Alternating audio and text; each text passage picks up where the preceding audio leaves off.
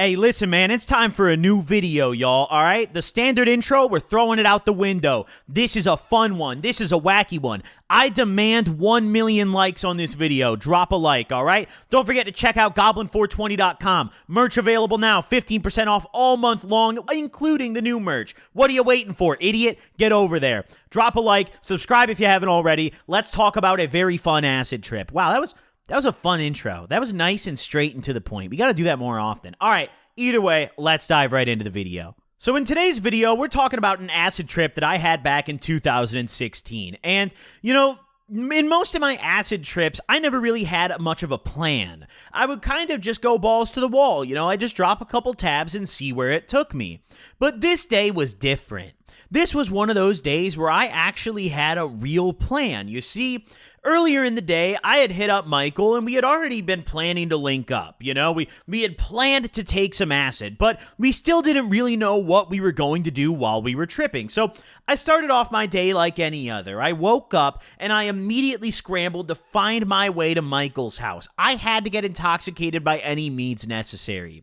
Now, at this point, this was after I had crashed my car, so I was taking Ubers everywhere. The classic old make a new account to get the $20 discount trick. The trick was the discount even included your tip if you took a trip that was less than $20. So I would just make new accounts with new emails back before they verified your phone number and go on a rampage. That's what I did on this fateful day. I hopped in my Uber and I went over to Michael's house, and I get over there and the vibes are flowing. We're chilling out. We're chatting it up. We already know that we're tripping today, so we're hype, and we're like, listen, what are we doing today? And he's like, yo, I got some homies coming over. My girl's coming over later. It's going to be a good time. The thing with Michael is he had a new girlfriend about every 2 weeks. So him saying my girl's coming over meant nothing to me. I don't know who that woman is. That could have been Hillary Clinton. I don't know that bitch. So not even like 10 minutes after I arrive, his girlfriend pulls up. And surely enough, this is a woman that I've never seen in my life. That's kind of the thing with Michael.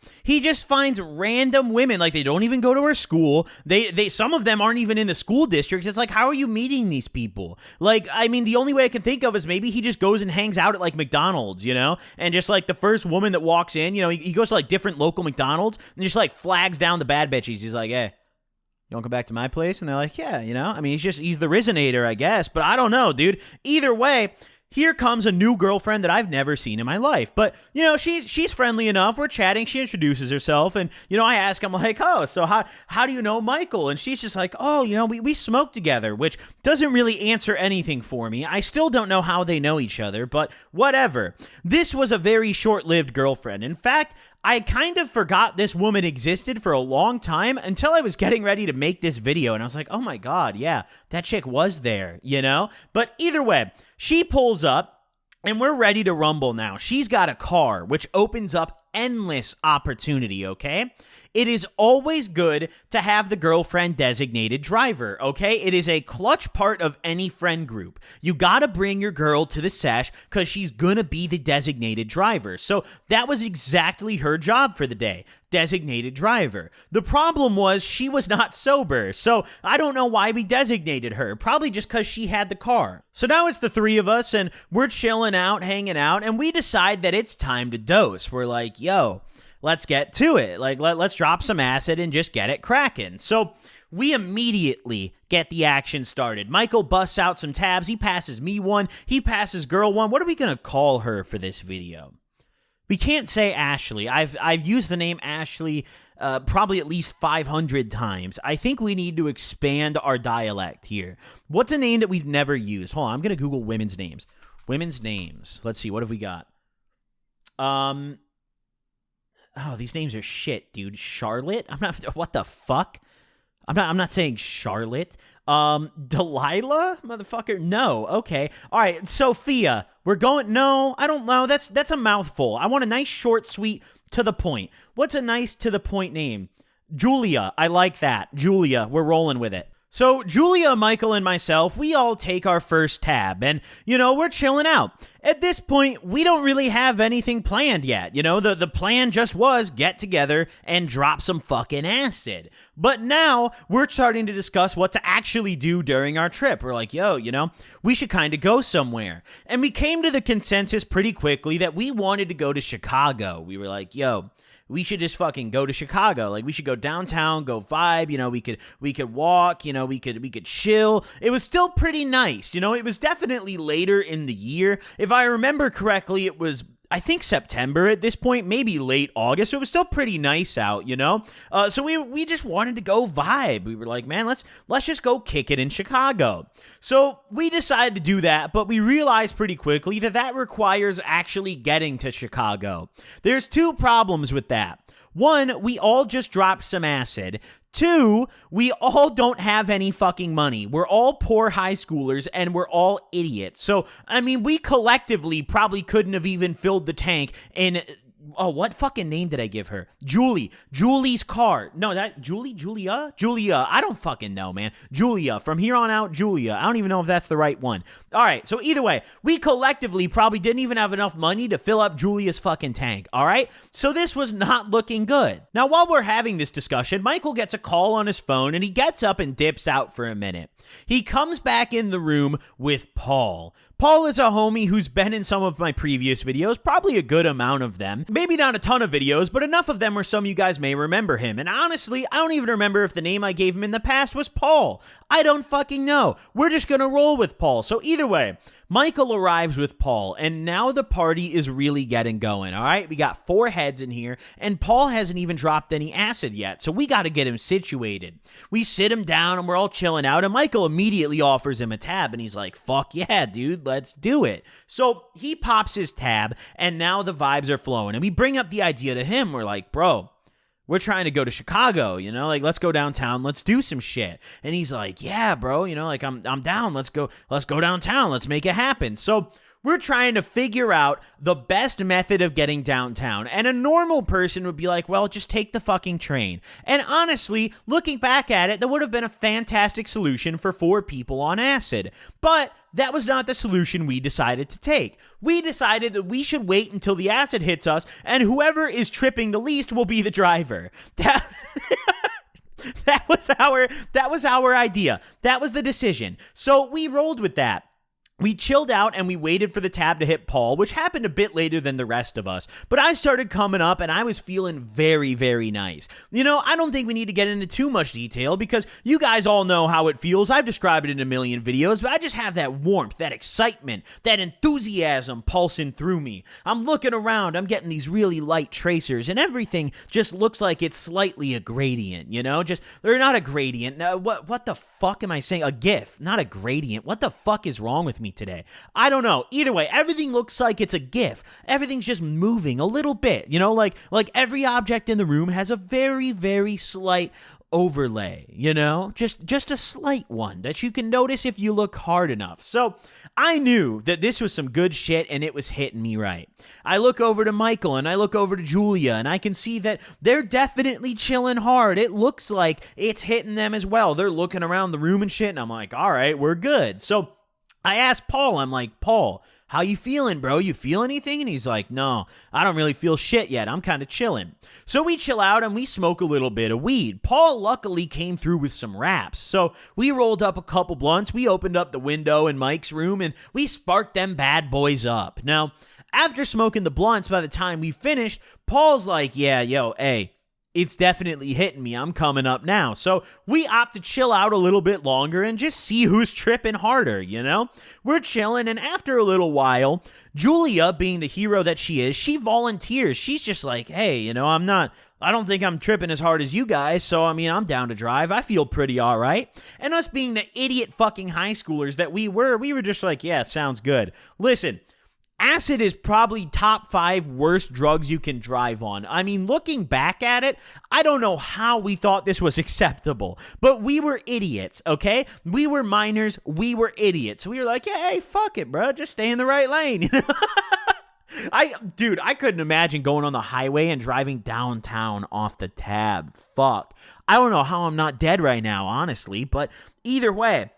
So after she volunteers to drive, we go and we hop in her car and we're off to the races. Now, she drove this tiny little fucked up, clapped the fuck out Honda Civic. I mean, I knew probably like 10 people that drove clapped out Honda Civics, but this thing was fucked. Listen, every Honda Civic from like the late 90s to early 2000s has rust. Sure. But this one, it was like eating up the sides to the point where there was like a hole in the door on one of the doors. I mean, this car was disintegrating in front of us, dude. It was insane. But we hopped in this little death machine with the driver being off a tab and said, fuck it, this is safe. Let's ride. So we whipped our way up to Chicago and, you know, the drive was chill. We're all chatting it up. The vibes are flowing. We brought some weed with us. We brought some wraps and we're excited to get downtown. Now, while we're driving, we're trying to discuss what to do. We're like, you know, where should we go? Where should we park? Like, do we just want to walk around? Do we want to go somewhere? And we're throwing out ideas.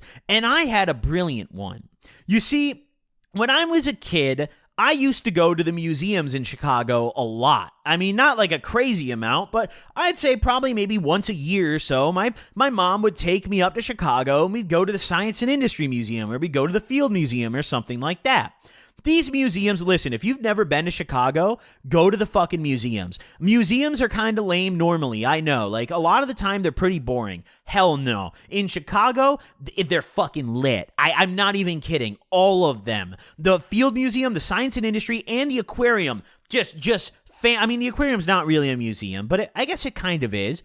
It's a museum for things that are still alive. But either way, okay, the point of it is just all of those kind of things in Chicago are fucking lit. So I throw it out. I'm like, yo, dude, we should go to like a museum or some shit. And they're down immediately. They're like, yeah, fuck yeah. You know, which one should we go to? So we're looking around and we're trying to decide which one to go to. And we decide very quickly that the Science and Industry Museum looks fucking lit. Listen, it has a very boring name on paper, but the Science and Industry Museum is actually dope as fuck. I went fairly recently, like probably about 8 months ago, I would say, and I had a blast, dude. They have this Lego exhibit now that's fucking dope. Highly recommend it. But either way, back on topic. This was before the Lego exhibit, before all that shit. Back when I don't remember what the like temporary exhibits were at the time, but they got all the staples. They got the submarine, dude. They got all the fractal light shit up there. It's a blast. The perfect place to trip. So we decide we're going to the Science and Industry Museum. Now, we're cruising on there and we get there. We park up the car. The parking there cost $1 million fucking dollars. We all just agreed to split it. We were like, yo, it'll be like $5 a head if we just split the shit. And it's gone up since COVID, I'd like to add. The cost of all the museums has gone up post-COVID, and it's pissed me off. You used to be able to go and get in the museum for like fucking $20, you know, parking and everything, you know, $20, get in there, see some dope shit. Hell no, not anymore. That shit's not happening. It's $20 just to park your shit bucket. So we park up, and once I get out of the car, I kind of realize how hard I was actually tripping.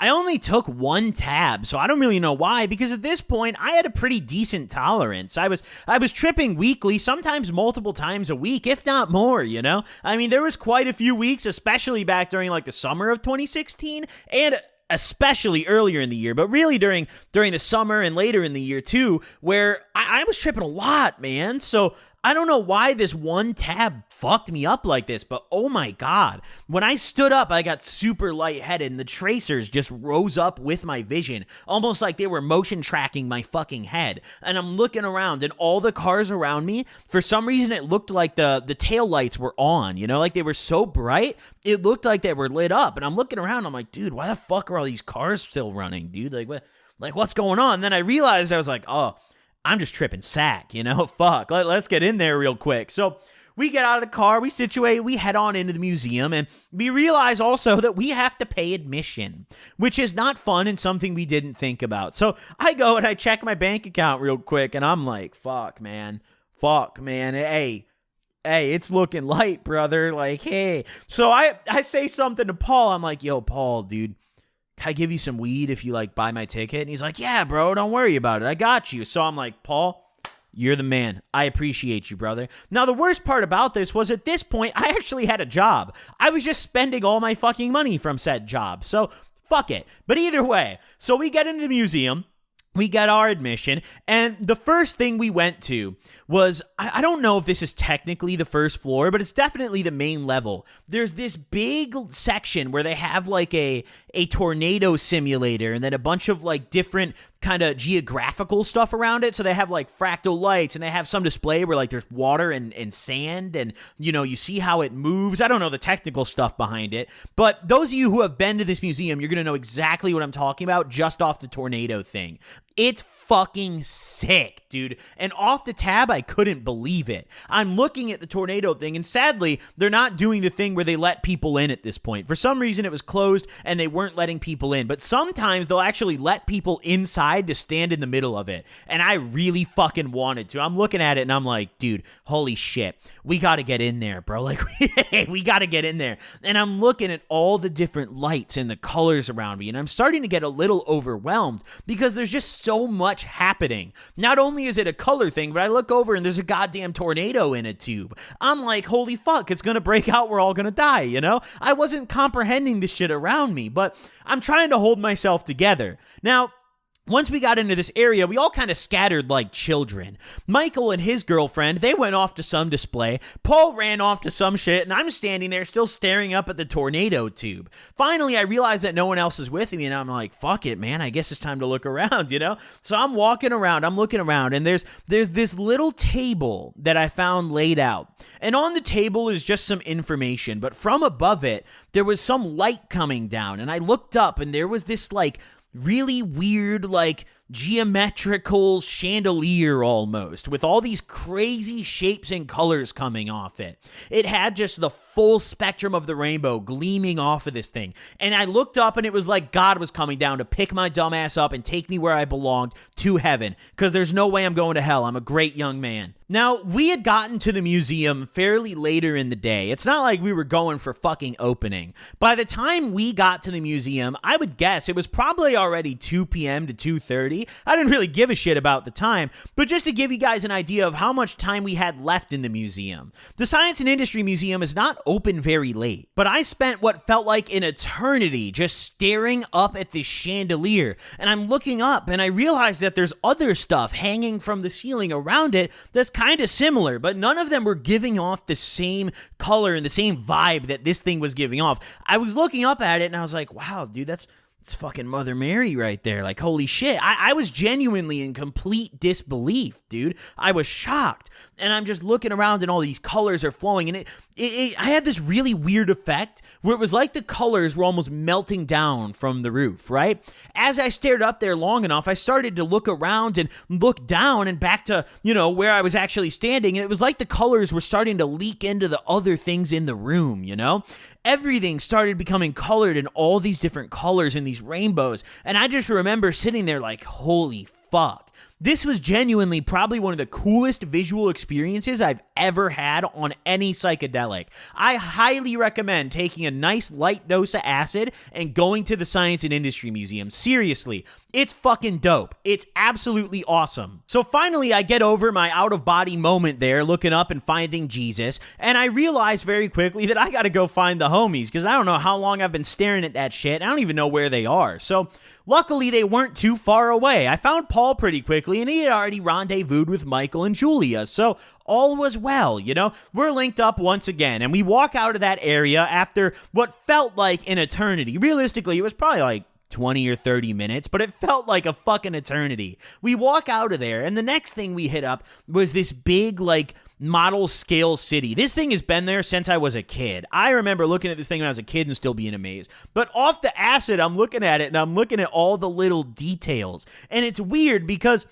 everything that's built, they had this like full 2-scale, like, or not 2-scale, but this full, like, one-of-one almost duplication of Chicago. At least I think it was Chicago, if I remember correctly. I don't fucking know, dude. But either way, it was this really sick, like, miniature city, and they had these trains going around it, and I'm looking at the texture and the detail in all of these little buildings, and I'm just like, holy fuck, man. Like, holy shit. We didn't spend too long there. Eventually, we wandered off once again, and we ended up in one of my favorite parts of this museum, which is the submarine. Now, our dumbasses decided to go on a submarine tour. They don't let you on the submarine normally most of the time. I don't know if they ever let you on normally, but at least from the times I've been there, they only really let you on a tour, right? Because they don't want you touching shit. Essentially, they have like a real, actual World War II submarine in this museum, which is super fucking sick, but you can go inside of it and get a tour and like actually see it. And it's all preserved. It's in like good condition, right? It's kind of dope. So we made our way to that, and after kind of dicking around a little bit outside of it, we were like, fuck it, bro, let's go get a tour, you know? So we go, we get the tour of this submarine, and holy fuck, man. We get in there, and they do this weird thing where at one point they try to like simulate the emergency part. They're like, oh, here's what it's like when the alarm goes off. So this dude shuts off the fucking lights, our tour guides, and he sets off this like red little light, like this alarm. And I'm like, what the fuck, bro? Like, what is going on? And I get this, it was kind of strange. I got this like really intense feeling of fear going through me. The vibes were not flowing. I got like tingly all over my body, and I was like, oh, hey, I don't like this shit, you know? And I said to Paul, I was like, yo, bro, what if we're like really in a submarine right now? And he's like, what do you mean? We are. And I'm like, no, but like in the ocean, you know? And he's like, what the fuck are you talking about, dude? And I'm like, all right, hey, just forget about it. Whatever. That's a stupid comment. So we finally end our little emergency phase of the submarine tour. We get out of that, and then we get to the part where they show the like engine room of it.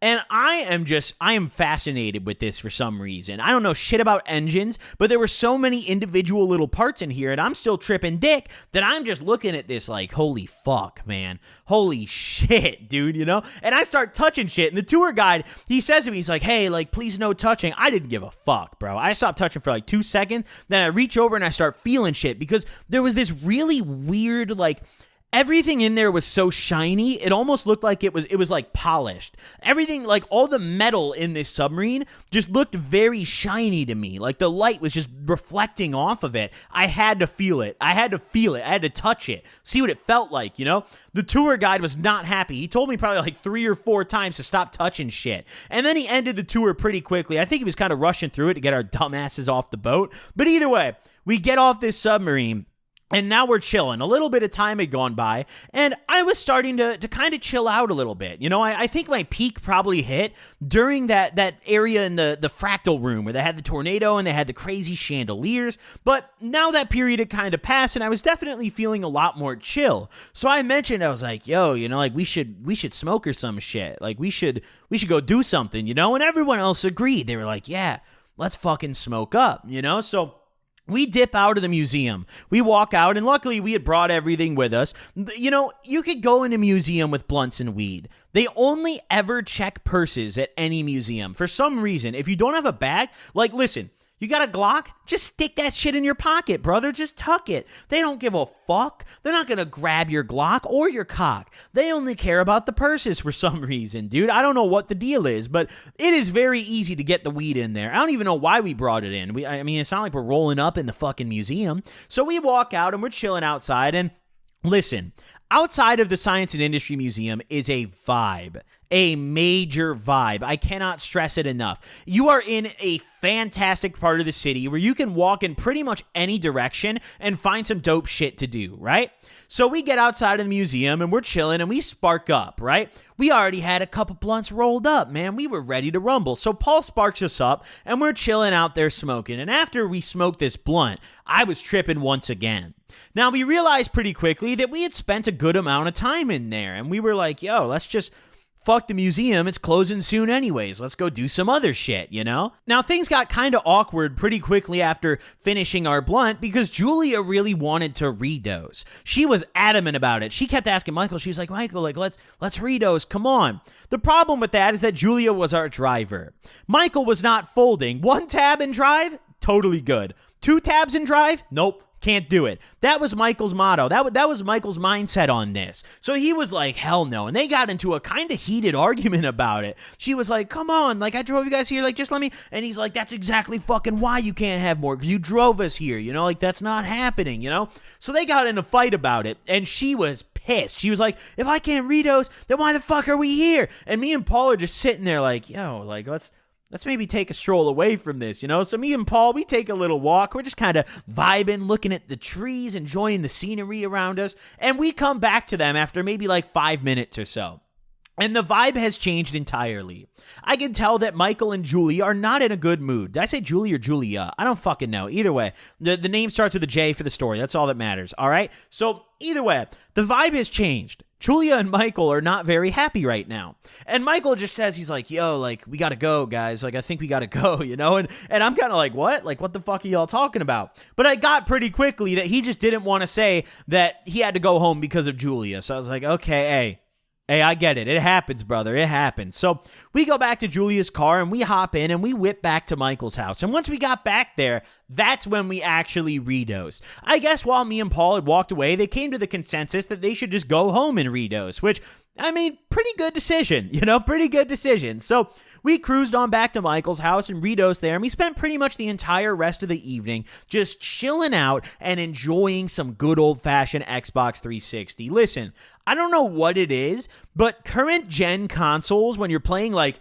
co-op or local like split screen with your friends, they never hit as hard as playing the old ones with your homies, you know? Like, I would much rather have an old 360 hooked up with the boys than a PS5. I don't know, that's just me. But either way, the rest of the night was just spent vibing out gaming until eventually it was time to finesse my free $20 discount Uber ride home, which I did very happily. Either way, I think we're going to wrap up the video here because I don't think anyone gives a shit about my Uber ride. So I hope you guys enjoyed this video. Make sure to drop a like if you did, and don't forget to subscribe if you haven't already. Also, head over to Goblin420.com and get your hands on some merch that is 15% off all month long. You do not need a discount code. The discount is automatically applied at checkout. Thank you guys for watching. I'll see you guys in the next one. Peace out, gamers.